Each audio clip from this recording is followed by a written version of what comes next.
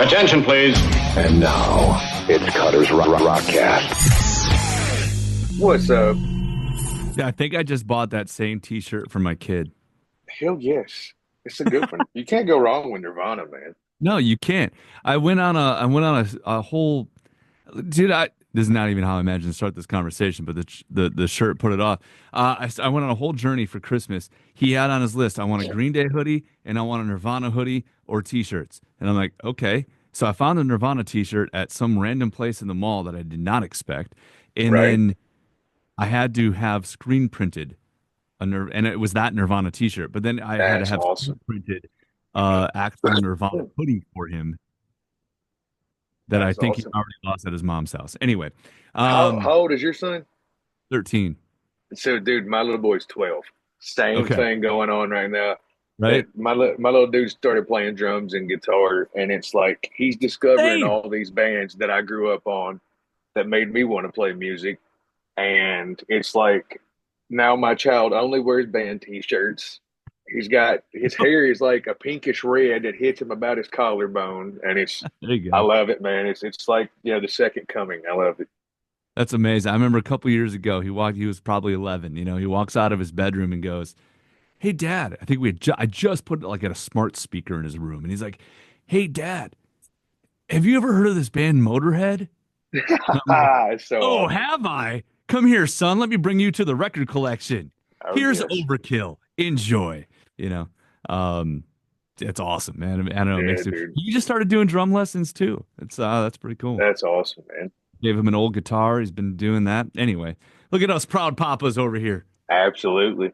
That's as cool as it gets, man. Yeah, it really is. Chris Robertson from Blackstone Cherry. It's good to see you, my friend. Yes, sir. How you doing, buddy? Fantastic. Congratulations on the Kentucky Music Hall of Fame. Thank you. That was a huge thing for us, man. Kentucky has such a rich musical history, Really? and it's the majority of it is steeped in country music and bluegrass and roots music like that. But there's also been lots of great rock and roll bands. Exile was, they're a Kentucky band. And then you move on to My Morning Jacket and Cagey Elephant and the Kentucky Headhunters and all these bands that have kind of come out of Kentucky. And then the stuff that I grew up on, like Keith Whitley's and Ricky Skaggs and a lot of that classic country stuff, that I grew up listening to. When you get invited to be part of something that a lot of those amazing artists are part of, the people at Sturgill Simpson got inducted the same night we did, which was just badass because that's cool. he brought Danny McBride along with him to do his induction. So it was cool. They did like the what's the show that they're on together? It's so funny. The Netflix show. It's like the John Goodman, Danny McBride.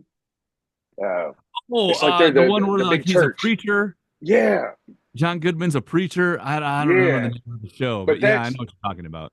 But it was really cool. So not only was it the coolest night ever because we got inducted into the Hall of Fame, but also as we're standing there, we're like, there's no way Kenny effing Powers just walked in, dude. Like, and sure enough, Danny McBride walks in, and you're like, oh my God, this is amazing. We're talking about real music. Yes. Change it over from sports. That's pretty cool, man, to be inducted into your home state's Music Hall of Fame. Dude. Yeah, go ahead. I'm sorry. No, it's just, dude, I'm the son of a local musician who was the son of a local musician, so it goes back. Being a Kentucky musician, my dad, who passed away a few years ago, he was a local musician, played in bands all around here. And then my grandpa, his dad, built acoustic guitars. He built mandolins all by hand and played bluegrass and was really kind of known for it where we're from, So I was the hell-raising long-haired version of him until my hair decided to run away from me. But, I kind of went the more rock and roll route for our family. But they were my dad and my grandpa were both extremely proud of me and always made me well aware of that, and that they were proud that I had done something with music. Do you have any of his instruments? Oh yeah, I've got the first and last mandolin my grandpa ever built. Oh So it's wow. kind of like really cool to see the first thing that he started working on and never even finished, and then have the final product after all the years. Mandolin. I've got mandolin number -1, which would have been the prototype, I guess, and then I've got mandolin number 95 or 97, whichever number the last one was. And then I've also got about three of his guitars that he built that I use. Just sitting playing around home. They're too prized to take out anywhere, but they Oh, just sure. I've got them here at the house. You ever think about using one of them on a record, or have you? I have. I've used Hmm. those on records before. Just strumming chords and stuff like that. Admittedly, I'm not a fantastic acoustic guitar player. I stick to electric guitars for the most part. The acoustic stuff is I just play cowboy chords kind of and let it go. Well, dude, I just got a Line 6 Helix, and being in a bar band, it's like the less stuff I can move around, the better. Dude, I've been using one since I found 2017. no, there you go. Well, I'm new to the world. I was still up until 6 months ago. I'm still lugging around my orange half stack. Right? But I found a setting that's an acoustic emulator, and with my telly, it sounds better than my acoustic sounds, Oh yeah, which is a really nice acoustic. I'm like, son of a bitch. dude, it's crazy. Like I started using a Helix around 2017, I think it was, Okay. and I've been using one ever since. And if you have seen our band live in the last, at least in the last 6 years, all the guitars and bass are a Helix live. I record our records with a Helix. Um, the acoustic guitar simulator you're talking about, that's what Ben uses live when we do again. And the Oh, sure. first chorus of that goes down to an acoustic guitar. It's the same thing, man. I used to travel the world with tube amps and a half stack and a Hmm. massive, collection of gear and a fairly small pedal board, but I had to have at least two amp heads of a certain kind, and I was very Right. peculiar about it, and then I got a Helix and I was like, why in the hell did I pack all that stuff around forever, man? Like, as long as there's a decent monitoring system, and Hmm. fortunately for us, we're at a spot where most of the venues we show up to, they've got a good monitor package, or and and as long as I can hear that, I don't even need my cabinet on stage with a power amp or anything, man. I've just gotten used to my pedal board being there and the sound comes back through the monitor and that's all I need. Hell, we just started using in-ears, which, Yeah. I did that for a long time. My problem was though, is I never liked the separation that hmm in-ears give you, even with ambient microphones. I would always pull out my right in ear, and I actually ended up having some hearing damage in my left ear because I would compensate. I would take the right turn it in up. ear out, and then I would turn the pack up to compensate to get it as loud as the stage, and it was just pulverizing my left ear, man. So I've got a little bit of ringing and crackling noises that go on in my left ear, some tinnitus from that, but it wasn't because of using in ears. It was because of my misuse of in ears. They're designed to protect your hearing, and I just misused them. So I Gotcha. just, man, I found these earplugs that I just kind of swear by now, and I use those in floor wedges. It's the D'Addario D Buds, Oh, and I think they've I've got seen like, that ad. I think I've seen an ad for those come across my timeline. yeah, dude, but they've got like two settings. They've got a -12 and a -25. And I use them on the -12, and it seems like they just kind of filter like the really harsh highs for me. And Okay. that's all I want. Still, yeah, getting older as a musician, these things are gonna, you gotta start Yeah, thinking man. about it. I get it. Dude, I'll be 40 Get it. this year. So I've been on the road doing this since I was 19, 18, Yeah. 19. So, standing in front of John Fred Young for the last, 25 years as a band, just about now, 24 years standing in front of him, the beast that he is, he doesn't play soft. And I can and a just lot of imagine. places, a lot of places we play, I'm not very far from him when he's playing. I've So uh, it's I've been on stage during a Blackstone Cherry sound check and can confirm what you say. yeah. Oh yeah, and dude, I'm telling you, as loud as it is at sound check, you can ask anybody who's ever ran sound for us out front. They have to regain stage the drums once we start our first song most times, because he plays even harder during the show than what you were hearing Of at course. sound check, just because it's adrenaline. It's pure adrenaline, man. That dude Yeah. is like, he is a friggin' machine, man. I remember he broke his hand. We were over doing, we did a DVD years ago called Living Live. It was in Oh, Birmingham, England. yeah. And John Fred's right hand, this bone that runs down like from your wrist to your pinky knuckle, Mm-hmm. was broken the whole half of the Oh, friggin' tour, right. because we're playing in Milan, Italy, and he's hyped up like crazy, and he comes down to punch a cymbal at the end of his drum solo, and he kind of misses, and he lands his hand right on the little twist top on the drum, the Yeah, cymbal the stand. key or the yeah. Yeah, the little wing nut, and it broke that bone. Well, it swells up, and he didn't know it broke. You know, we're in the middle of a tour. He gets home and he's like, "Dude, this hand is killing me. It's every night." So he Sure enough, finished he the tour like that. finished the tour, gets home after the tour, and finds out that this bone is broken right there where he came down on top of the cymbal. Finished the whole tour, had no idea Jesus. it was broken. Just thought he had like a bone bruise or something. No, that dude's a Jeez. beast. You know what, you guys, I think it's a testament, and maybe this being put in the Hall of Fame helps prove it, but you guys are all fantastic musicians, knowing Thanks, you sir. guys from the start. Absolutely. Talk to me about this Record Store Day release. So I'll pause for just 1 second. I'm going to run this actually next weekend for Record Yeah, Store yeah, Day because you guys have a Record Store Day release. yeah. Yeah, Blackstone Cherry releasing a Record Store Day album, which is my favorite name ever. I had to write it down just so I didn't screw it up. This is Blackstone Cherry's Record Store Day album. The I can't read my handwriting. We really like it. Band really likes it. The band really likes it. That's what it is. Yeah, Yeah. dude. So that is a everybody loves it, and that is a kind of a nod of the hat to one of our favorite blues artists, Howlin' Wolf. Oh So yeah. in the late 60s, Howlin' Wolf made this like electrified blues album. It's kind of like a psychedelic experimental album. Because Howlin' Wolf was very, very traditional blues. You know, he didn't Mm. even like electric guitar when he first heard it.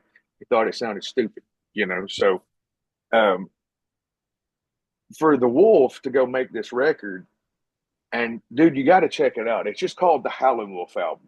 But the Okay. cover is where we got the idea. It's the cover says this is Howlin' Wolf's album. He doesn't like it. He didn't like his electric guitar at first either, and that was the entire cover because the Wolf didn't want him to put the record out because it just, you know, have you ever heard Electric Mud by Muddy Waters Yeah. or some of the, okay, so you know how like Johnny Winter came in and he really like electrified Muddy. He kind of brought him into this modern kind of blues kind of, I don't, it was almost like they were in a juke joint when you listen to Electric Mud or Hard Again, those two records. Yeah, it definitely has that And vibe. There's no doubt. yeah, yeah. And then so they did the same kind of thing with The Wolf, and he hated it. He hated the record with a passion. But I love it. It's one of my favorite records of all time. And we were like, what are we going to do for a record store day cover? And like two of us at the same time mentioned that Howlin' Wolf cover and how cool it was, you know, just to put something like that. So we kind of just did our version of that, you know, and it's kind of a tip of the hat, but in our own kind of way, you know. Sure, sure. Well, the album itself, being out for Record Store Day, it's like standard Record Store Day stuff, right? There's a few thousand copies on vinyl. There's some more on CD, and then it'll be out digitally next week. But this is what a collection of kind of random singles you guys have been putting out. Obviously, Out of Pocket with Jesse Leach. Yeah, it's some different stuff, man, that was never on like actual physical copies of anything. Hmm. Um, and I don't have the track listing right in front of me, and I'm horrible with that stuff. But I know that like a couple of the songs we recorded during the Screaming at the Sky sessions, Have You Ever Been Lonely and I Miss You. Those songs were recorded during that session. And then there's some really cool live stuff in there. Some some stuff where we've got features. You know, there's Hmm. I think there's a track. There's the one with Jesse, and then I think there's another one, but I'm not sure if we got Well, all that stuff. I have the track list in front of me. See, that's good. Um, That's uh, that's top shelf. I had to prep a little bit. American Horse featuring John Cooper of Skillet Yes. and Aaron Jones is on it. Yeah, man. So that one, that was a song that was a lot of fun actually. We did that and to kind of celebrate the final tour of last year, where we went and did the UK, and we had Aaron and Skillet come out and join us on tour, and we wanted to do a song just to put out a song for that tour, really. And we thought, how cool would it be if we did kind of like a tour package song where the bands on tour have a song to put out together. I hadn't really Okay. seen anything done like that in a while. And we wanted to do something from a band that was from the UK, like just to kind Hmm. of tip the hat there. You were coming there to play. Let's do that. And dude, the Cult are one of the most badass bands just for like rock and roll. No frills, no tricks, no nothing, just straight up rock and roll. They're so good. And American Horse just kind of, I don't know, just kind of embodied the spirit of rock and roll a little bit, trying to tame some wild Mustang out in the fields. And we loved it. And John and Aaron came in and put their stamp on it, just made it super awesome. That's fantastic. So that's how it starts. Then Out of Pocket featuring Jesse Leach. How'd that one come about? Yeah. Because that was obviously a single here for a little bit. Yeah, dude. So we were on the Shiprock cruise a couple years ago, and we do our first show on the pool deck. And as soon as we're done, like Jesse and then Caleb from Beartooth and a bunch of other people, Elias from Nonpoint, some of the other bands come over and start chatting up with us, just kind of BSing. And, we developed a friendship. So it was the Mhm. first time some of those guys had got to see us actually live because we don't tour in that circle much. Those bands are Right. heavier than us for the most part. And we don't, go out on tour as much with those bands as we would like to sometimes. But we just kind of developed a friendship. And when we started talking about doing Out of Pocket with somebody featured on it, Jesse was the guy that we thought of because he's got such a unique scream voice. And Very then he's much also so. got a really, really cool singing voice as well. I remember the Roadrunner United stuff after the early Kill Switch stuff, where Jesse was a part of that, singing on a song called Through the Fire and Flames. And I was like, damn, dude, this guy's voice is unreal. Um, Well, and his band Seamless, yes, I was in love with. yeah, I mean, they dude, were like Jesse's yeah. just badass for lack of better terms, man. But He really is. we reached out, man, and he was like, hell yeah, dude, I'd love to be a part of this thing with you guys and do it. And we were just blown away, because we grew up on all that early Kill Switch stuff. You know what I mean? Like that Mhm. was what made us get a little heavier. Is we're we're never going to be that heavy, but that they definitely had an impact on us. I used to go to sleep watching Kill Switch DVDs, man, when I was like straight out of high school. So, um, to get Jesse on there was amazing. And then when that last chorus comes in and Jesse's screaming in the back, it's so fun, man. We Oh, love dude, it. that's awesome. That's awesome. Yeah, and then there's all the covers, obviously, right? It's What's Love Got to Do with It? Yeah, Um, man. which is I remember I played that on my active rock station when I was still on it full time. It's now I do classic Yeah, rock and then my syndicated show. But um just wow, I'm like, oh, Blackstone Cherry and Tina Turner. Okay. yeah, dude. And what's Check wild that one about out. That's a that? fun version. Thank you. We had went over to the UK to do a DVD premiere. We did Mhm. the Albert Hall thing, and Yeah. we had gone over one summer to premiere that at a small theater. It was just a really cool thing, like 300 or 400 fans and us watching this premiere of this DVD together. It's a live concert film, and we did a Q&A meet and greet after. And we're staying at the Hard Rock in London, and I had gone outside, come back in, and as I'm going back up to the hotel room, the other three guys are sitting down in the lobby, just having a drink, having some dinner, whatever. And I was ready for bed, so I go upstairs. And What's Love Got to Do with It comes on the sound system of the hotel lobby. And John Fred says, "Man, I guess he looked at Ben and Steve and was like, we could do a badass version of this. Chris would put a really great vocal on it, I think." And we just kind of took that idea and ran with it when they mentioned it the next morning. And we recorded the song. And dude, we had the song finished, everything done, ready to roll. And then the news of Tina passing came out, and we were like, you have got to be kidding. Mm-hmm. We're probably the only rock and roll band right now that's got one of her songs that we have just covered. And, so when we put it out, we donated, any proceeds that we would have received, we put them on a donation for domestic violence and stuff like that. Yeah. So, 'cause that was something she was very, very adamant about. And that song is just, God, that song is so good. But it was fun to take that song and kind of experiment with it, because it's a pop song, tried and true. And to kind of put some rock and roll formula in it, it was a lot of fun.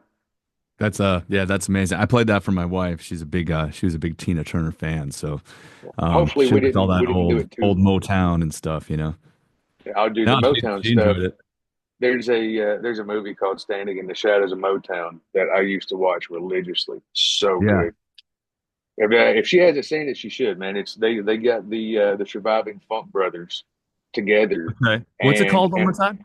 standing in the shadows of Motown. Standing in the Shadows. Okay. Yeah, it's the story of the Funk brothers basically, and they got the surviving members together in Detroit one night, I think it was, and they had a bunch of artists come sing. So it's like Ben Harper and my favorite performance on the whole thing is Joan Osborne does "What Becomes of the Broken Hearted," the old Jimmy Ruffin song. Mm. Mm-hmm. She does that with the Funk Brothers, and dude, her voice just I get chills just thinking about it. But it's Yeah. that movie is that good, man. It's called Standing in the Yeah. Shadows of Motown, and it goes through the history of how they would write those songs and arrange them, and it was one group of people that played on everything that came out of Motown. Well, right. Yeah, we'll definitely have to check that. She's originally from Detroit, so Yeah, there's no, it's so good, man. yeah, and as far as the record store day release goes, there's obviously let's see, Give Me One Reason, of course, which you guys had some success with. Have You Ever Been Lonely? I Miss You, and then some live versions. And Lizzie Hale was just here last week, and there's an acoustic version of the song with her. Piece is free. Yeah, she's been a friend Yeah, since the beginning. she's I everybody's mean, friend. She's man, well, awesome. I remember in 2001, before our record came out, before Hailstorm's EP came out, the One and Done EP, the first thing they Yeah. put out, Yep. I think maybe that had just come out, and our record was about to come out, and we went down to Florida to do this festival. Um, and the first two bands of the day were Hailstorm and Blackstone Cherry. And we're in doing an interview, much like we are right now, but it's on site and this thing. Yeah. And all of a sudden, you start hearing this voice. I had no idea who it was. And it's Hailstorm. And if you saw Hailstorm back in the early 2000s, it was almost clockwork the way they started their show. They came out, it was just Lizzie. She would come Mm-hmm. out on stage first, or she would do it from the side stage with the microphone, but they would do It's Not You. And she would start it off a cappella singing that I'm in love with somebody, but doing the big vocal thing. And dude, she sang three notes, and we literally stopped mid interview. One of our first ever interviews, stopped mid interview and walked out to see what was going on because of this voice. And we befriended the band that day, and Joe, Josh, Lizzie, and RJ became Yeah. friends that have been lifelong friends ever since. That's And amazing. we've toured together many times, and they're just beautiful people. Anytime we've ever had an idea that we've ran past Lizzie, Joe, Josh, or RJ, it's always been absolutely. It's Mm-hmm. they're just some of the most beautiful human beings on the planet, truthfully. And the anytime that as a singer, anytime you get to sing with somebody like Lizzie, it's an absolute treat because anytime me and her sing together, there's never like a guess of who's going to sing what or how's it going. We just sing, and it just works really well together. And like I remember the first time she sang "Pieces Free" with us. We didn't rehearse it. We didn't sound check it. I just said, "You good? You know all the words and stuff. You take the second verse, and then I'll sing around you." And that was literally it. And she came out on a tour with us and started singing that song. and and just she adds something to it. There's this Yeah. Janis Joplin kind of resonance that Lizzie gets when Sure. she sings, that gravel in her voice, that just Hmm. it's to me, those voices, when the female voice starts to get that little bit of rasp and distort, that's one of the most beautiful things in the world to me. Don't get me wrong, I love really clean voices too, but like when Kelly Clarkson digs in and she gets that little rasp in her voice, oh my goodness, it's so good. There's a feeling there. It's Yes. something where you can feel it in the soul. It's like the soul coming out. And I Yeah, don't know man. how to explain it, but I agree with you. I love that style of vocal, and to be able to do it and do it right and do it on key and do it every Yes. time. That's a Yes. different talent, man. That is a different. Lizzie is a force of friggin' nature. That's all there Yeah, is to that lady. I agree. I agree.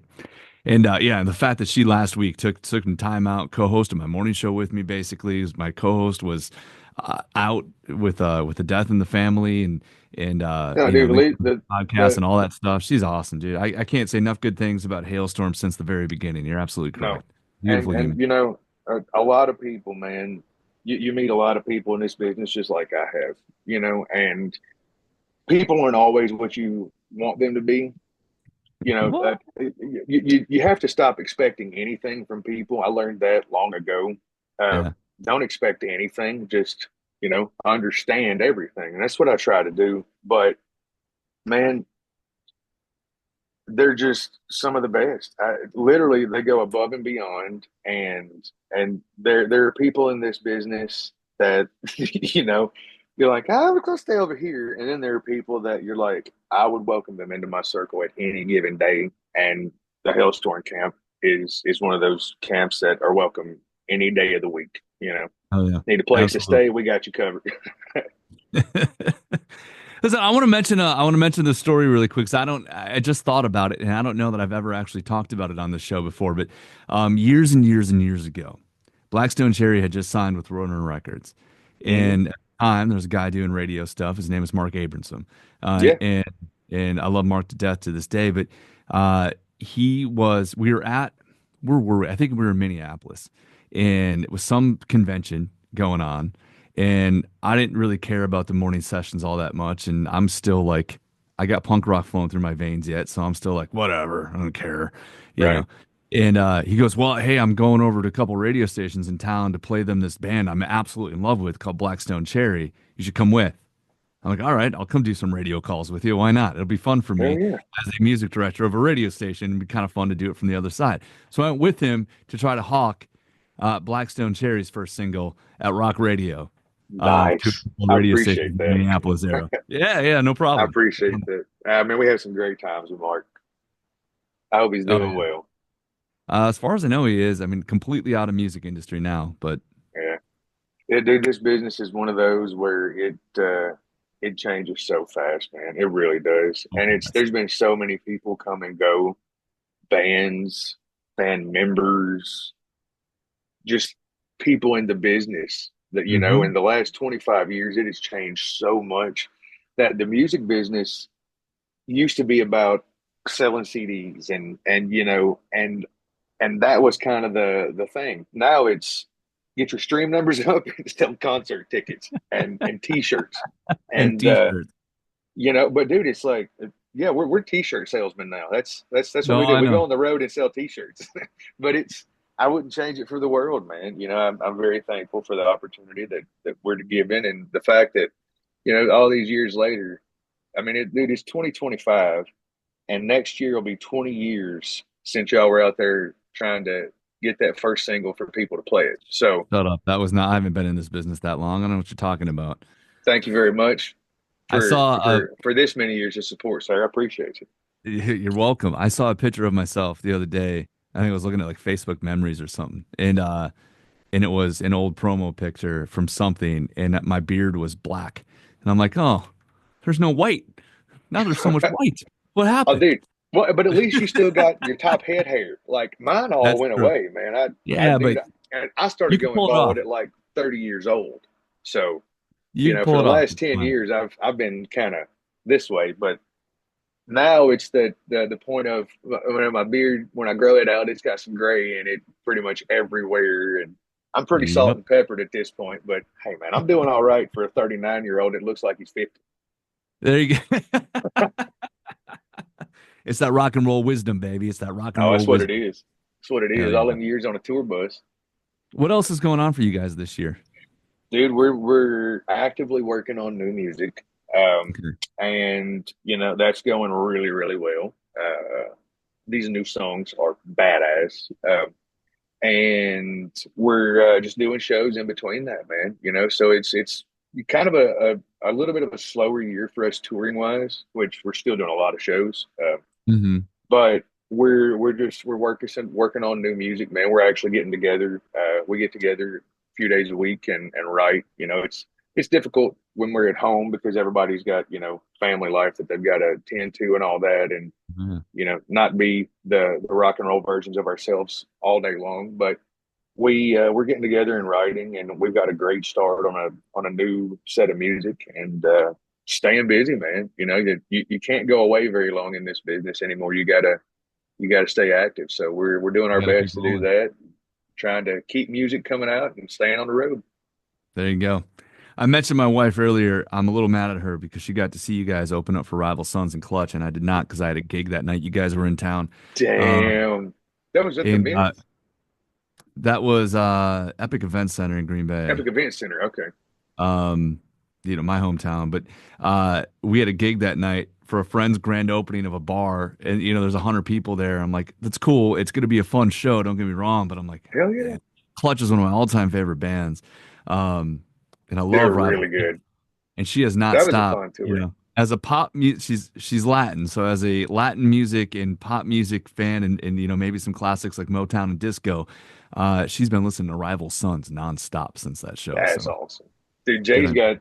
Jay has got such an amazing Speaking of voice. voices, Yeah, he's so good, man. He just and dude, we another one of those bands. We've been friends with them a long time. I remember when they came out with us in like 2000, somewhere around 10 to 12, something like that. When Pressure and Time was out, yeah. it was around the time they were really still doing Burn Down Los Angeles and a lot of that stuff. They Hmm. came over and opened up for us on a tour in the UK, and dude, they came out that first night, and we were like, "Who the hell is this band? Jesus Christ!" Like we had heard their record, obviously, Hmm. because we approved them for the tour, but when they started playing live, we were like, "Dear God, they're good." And they're another one of those bands, man, that just they deliver every single night, Yeah, they do. and just good dudes, man. Dude, I got to see them open for Black Sabbath on that last run. Yeah, dude, I bet that was badass. That was awesome. I saw that one at the Hollywood Bowl. That was Dude, wild. Scott uses a Helix. And what's funny is I can kind of take a little bit of the credit for that because we did some Oh shows yeah. together in Poland. There was a Poland show, a couple different shows across Europe, and we were all using Helix. And I remember, like, both bands would watch each other because we're playing these little small clubs, and it's just a really cool vibe. Yeah. Um, and we got done playing, and Scott goes, "So are you guys using those for effects?" What? I was like, "No, man." I was like, "Every bit of the guitar sound comes out of this thing." And he's like, "Dude, I want to have to check some of that stuff out," because Scott travels with a enormous rig. I mean, like his Oh yeah. guitar rig is massive. But yeah, man, he ended up integrating the Helix in there and uses it quite a bit in his rig now, man. So I thought that was really, really cool. This episode of the Cutting Edge Countdown and Cutters Rockcast has been approved by Line 6. Absolutely. Cutter's Rockcast. Don't forget to tune in. Exactly.